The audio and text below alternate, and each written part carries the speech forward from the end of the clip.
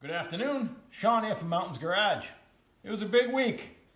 We surpassed 1,000 subscribers. And number 1,000 was Jason Bright.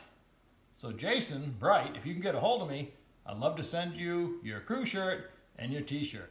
So this week on the 71 Nova, I spent way too much time converting from the automatic brake pedal to the clutch pedal and clutch linkage. Let's show you what I encountered along the way. It's a pretty simple setup.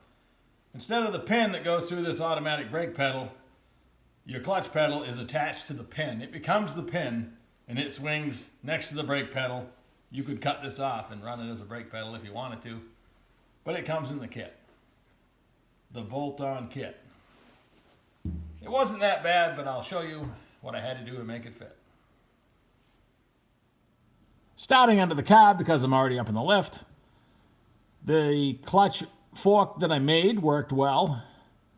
I modified the clever style from a Corvette, welded it onto a later model internal portion, which is brand new. This outer portion was used, but exactly what I needed, because I wanted to run the same style rod I put on my Hur shifters. I have all the raw material to make a right and left hand adjustable setup. The beauty of this is it won't fall out.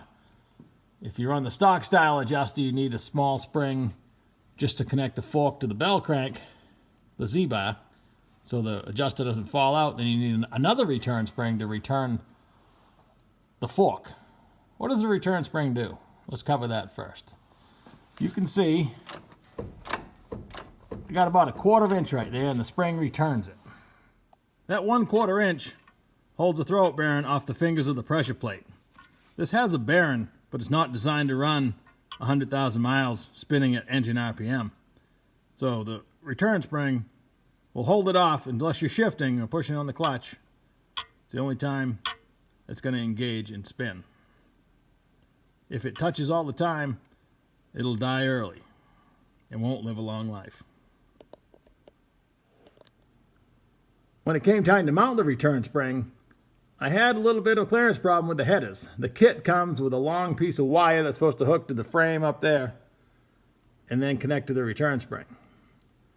But I already had an issue here with these two bolts. This one with the oil filter in place, I couldn't put it the same direction as the rest of these, so it was sitting vacant. I was able to take a piece of 1/4 inch steel, drill and tap it, and bolt through so it's not touching my oil filter, but it makes a nice location for a return spring bracket. And I bent that bracket in my press. I'll show you that in a second. I had to put extension on it to make good use of the spring. It's not that strong, but it'll work. And that solved everything under the car. This is a little press I bought on Amazon. I've seen it on eBay as well. I don't have the part number. I bought it a few years ago. But it laughed at 1/4 inch. It didn't even slow down. I got it hooked permanently to a porta power pump that I had. The rest of the porta power had started leaking, but the pump is perfect. And it works nice. It'll only do 8 inches wide. I'm not sure how thick it'll bend, but 1/4 inch wasn't a problem. I didn't even feel it. I bought the press brake at the same time I bought this hole punch. This you can see the part number. It's the same thing, eBay, Amazon special, imported, and this thing works awesome. I have it hooked to an air over hydraulic pump. I just put my air to that, step on the pedal. I love that the little punches have a little piton sticking out there. So when you prick punch a hole, this comes down nice and slow. I line that right up with my prick punch, and she fires right through the hole. And I have punches to do oval holes in different sizes. And again, I've done 1/4 inch, doesn't even slow this thing down. I don't know what the capacity is. Probably tells me right there. Can you read it? I'm kidding. It's actually, you can read it. I just don't know which one means what, but I don't think I'd press 3/4, but maybe. But definitely 8mm is not a problem. 35 ton. It's a beast. This thing is fun to use. I just kind of line it up, and then I squint and pray that it doesn't blow up my face.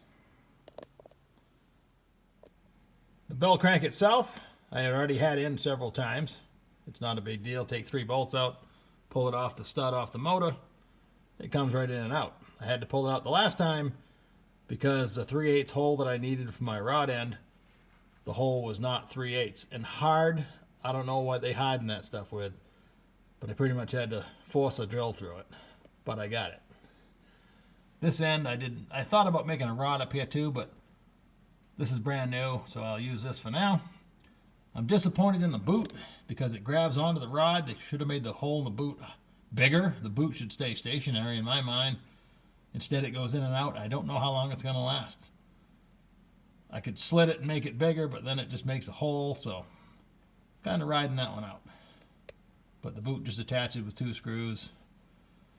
The rod uses a Hearst style clip, if you're familiar with that style clip, so they're kind of fun putting in blind. In this case, I'm reaching over the back doing it.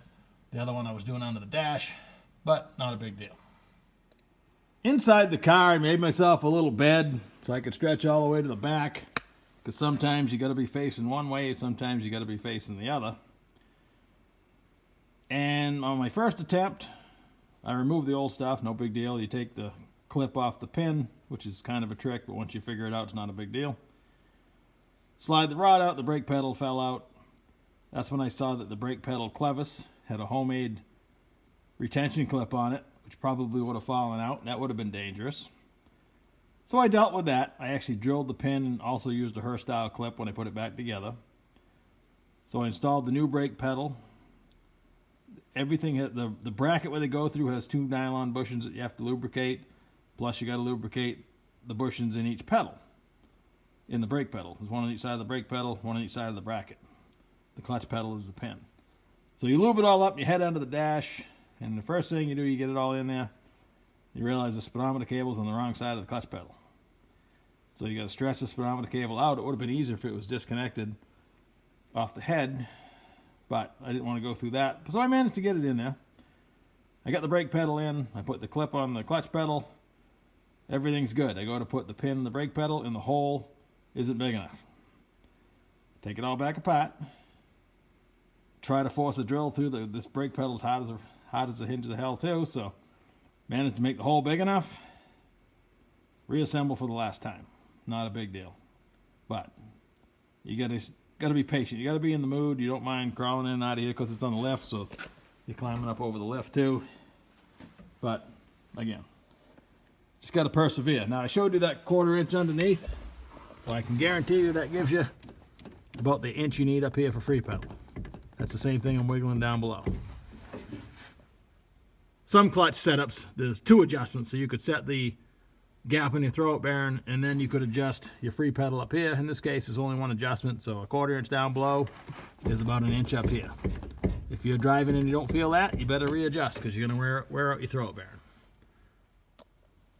People say hydraulics are easier, but this is a diaphragm clutch, and it's not hard to push in and out. Not bad at all. A shot under the dash if you can see it, but again, that's a speedometer cable that got on the wrong side. The rod goes out through for the Z-bar there. No big deal. While I was under here, I hooked up my throttle cable. I'll show you what that looks like. And while I'm in here, this is my carpet dilemma. You can see the bigger piece where the automatic shifter used to be, but I'm thinking of putting a cup holder, maybe covering that. And I'm not sure if I'm going to build a small tower around this or just put a big boot on it. I'm still thinking about this, but I might, with sheet metal, make a little tower that comes up to about here with like a rubber boot or something to keep the stuff out. It's a work in progress. I like this style throttle cable because both ends bolt through. It bolts through the bracket here with these 2 nuts, and it actually bolts through the firewall. It connects to the pedal with a conventional nylon clip. This gives you plenty of adjustment if you're not getting full throttle. And you can adjust the cable length here with an Allen head. Bolts on the carburetor. Pretty simple. It's made for a tunnel ram, but it actually laid in here really nice by itself. Sorry about the glare from the valve cover. I have 3 of these style cables. The first one I ever used was on my 70 Chevelle SS454 with a tunnel ram. I still have the cable. Wish I had the car, but I still have the cable. I removed it when I put a tube chassis under it and saved it all these years. And while I was here, I went ahead and connected my power brake booster. I never liked this area, especially on a small block. It seems really crowded, but everything lays in there pretty nice. Only left in this neighborhood is to rebuild the washer on my wiper motor and reassemble that. The engine itself is ready to run. I just haven't put coolant in it yet because I'm still on the fence about adding gauges or not. I still might run with the idiot lights. I know down by my bell crank where I planned on putting the oil sender, I bought an electric gauge kit. It's too crowded down there. My other option is to put it in over here where my idiot light is, my idiot light sender is, but I'm not sure I love that location either. And the temperature gauge fitting would have to go over here in the head where that belongs. And they sent an 1/8 inch one, so I'd have to adapt it to 3/8. Not a big deal, but I don't know. I'm on the fence. It's a cheap gauge set. By the time I put all this effort into making it work, it would probably stop working in short order. So probably this isn't the right application for it, and I'll stick to my original plan. Idiot lights. So a few miscellaneous details. In the next video I posted the 71 Nova. It'll be sitting here idling. That's the plan anyway. And then it'll just be interior and rear suspension and 1,000 other tiny details from that list I haven't made yet. And this thing will be pretty much done. Plans after the rear suspension of this is to swap places with the Model A, or maybe the Model A goes down there and the 72 comes over here. They all need fabrication. The welders roll around, so I guess it really doesn't matter, but the Nova needs to be over here where I can open the doors to work on the interior, move some of this junk. I don't know what angle I'm going to put it in at, but over here will allow me to easily work on the interior and finish up the details. It'll at least be a pleasant change of scenery for both the Model A and the Nova. For the 72 Nova, I have a camshaft lost somewhere between here and there, but other than that piece, I have everything to do the 6-liter. As ugly as it looks right now, this shouldn't be that large a project, so I'm probably going to knock that out, take a break from the 71 Nova for a few minutes, and if I'm rolling, I should do those two engines as well. There's a lot of stuff just sitting around in boxes that would look better in one spot. I'm a big fan of putting everything where it belongs, assembled. I also need to finish getting the valve grinder usable because I want to do a set of heads for the 6-liter. Just touch them up. They usually don't need much work, but I have this in the seat refacer, so I might as well touch them up. Okay, that's a quick update on a cold Saturday here in Maine in January 2021. I started the process becoming a YouTube partner and to get Google AdSense. It's a whole nother process. Once you hit the 1,000 subscribers and 4,000 watch hours, I actually had 9,500 hours of watch time, so that was good. Just took a while to get the 1,000 faithful followers, and I appreciate every one of you, and more to come. Jason Bright, you were the number 1,000. I'll give you a week or so to get a hold of me, or I'll have to go to plan B, I guess. So I hope you watch this video and you get a hold of me. Thanks for watching. Catch you next time.